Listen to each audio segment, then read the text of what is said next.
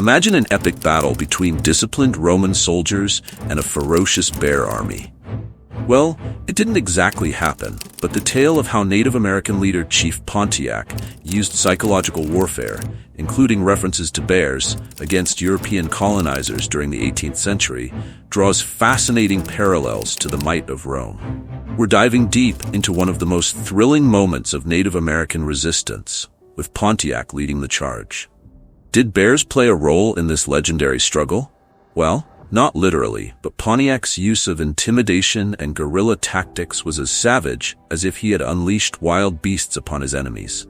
Let's journey through history and unravel this symbolic tactical warfare against colonial powers, comparing it to how Rome might have responded. The year was 1763. Pontiac, a brilliant leader of the Ottawa tribe, was furious about British colonization following the French and Indian War. While the French had relatively cooperative relationships with the Native American tribes, the British took a more aggressive stance, expanding their settlements and disregarding agreements. Pontiac gathered a confederation of tribes to stand against the British. His strategic mind was akin to that of a Roman general, and he orchestrated a widespread rebellion that struck fear into the hearts of colonists. Though no bears were involved, Pontiac's tactics resembled how Rome's enemies, like the Gauls and Germanic tribes, used every advantage, terrain, surprise, and terror, to offset the Roman military machine. Pontiac's brilliance wasn't just in physical battles, but also in psychological warfare. The bear, a powerful symbol in many Native American cultures, represented strength, courage, and survival. Although Pontiac didn't literally unleash bears on British soldiers, his symbolic use of animal imagery might as well have. His ability to invoke fear, much like Rome's barbarian foes, drew on the psychological aspects of battle, where the mere idea of unstoppable savagery can defeat even the most disciplined troops. The Romans, if they had faced Pontiac, would have recognized these guerrilla tactics. They had fought similar battles against insurgents like Spartacus, where overwhelming force couldn't prevent cunning resistance. Pontiac's ability to unite various tribes and launch coordinated surprise attacks bore a striking resemblance to Rome's historical enemies, such as Hannibal during the Second Punic War. Like Hannibal, Pontiac was not fighting on an even playing field. The British had advanced weaponry in numbers, but Pontiac's guerrilla tactics, ambushes, sieges, and a focus on mobility echoed the strategies of Rome's worst nightmares. Now let's imagine if this was a Roman legion instead of British redcoats. Roman soldiers, known for their discipline, might have handled the physical battles differently, forming their famous tortoise formation with shields locked tightly. But how would they have coped with Pontiac's relentless psychological warfare? They had faced intimidation tactics before, such as the Germanic tribes using animals and even women to frighten Roman soldiers. Could Pontiac's tactics have broken their resolve? One of Pontiac's greatest achievements was the siege of Fort Detroit. This momentous event, reminiscent of many Roman sieges, showcased Pontiac's tactical brilliance. He besieged the fort with an army of warriors, cutting off supplies and weakening the British inside. This action could easily have been a scene from Roman history. Think of Julius Caesar's siege of Alesia, where he encircled and starved the Gauls into submission. Pontiac's siege was not without its flaws, though.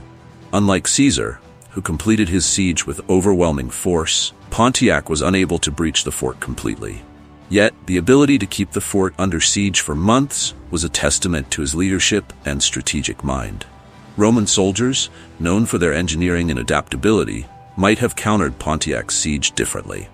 Perhaps they would have built elaborate fortifications, created siege weapons, or used tunnels to disrupt Pontiac's plans.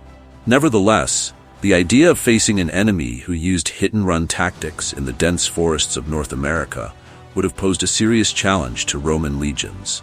The guerrilla nature of Pontiac's rebellion parallels that of Rome's long history of battling insurgent forces in far-flung territories like Britannia, Gaul, and Dacia. While the Romans were masters of open-field combat, they often struggled in forests and swamps where disciplined formations were less effective. Pontiac's rebellion was fought on home turf, where his warriors knew the land, the forests, and how to use their environment as a weapon. just like the native Britons or Germanic tribes who harassed Roman legions in unfamiliar, hostile landscapes. Pontiac's rebellion, despite its ultimate failure, left a legacy of Native American resistance that echoes through history. The rebellion forced the British to rethink their colonial policies, leading to the Proclamation of 1763, which limited colonial expansion westward. Though the Roman Empire was long gone by this time, there's an eerie similarity to how native populations resisted both European colonization and Roman expansion. If Rome had faced Pontiac, it would have been yet another reminder of how the mightiest empires often fell not by open warfare, but through relentless resistance by those who refused to be conquered. The psychological toll of such warfare would have worn down even the best of the Roman legions, just as it weakened the British resolve during Pontiac's uprising. In the end, Pontiac may not have had literal bears, but his symbolic use of intimidation, coupled with cunning guerrilla warfare, might have given even the Romans pause. His tactics, stealth, ambush, psychological warfare, resemble those of Rome's most dangerous foes, from the Gauls to the Parthians.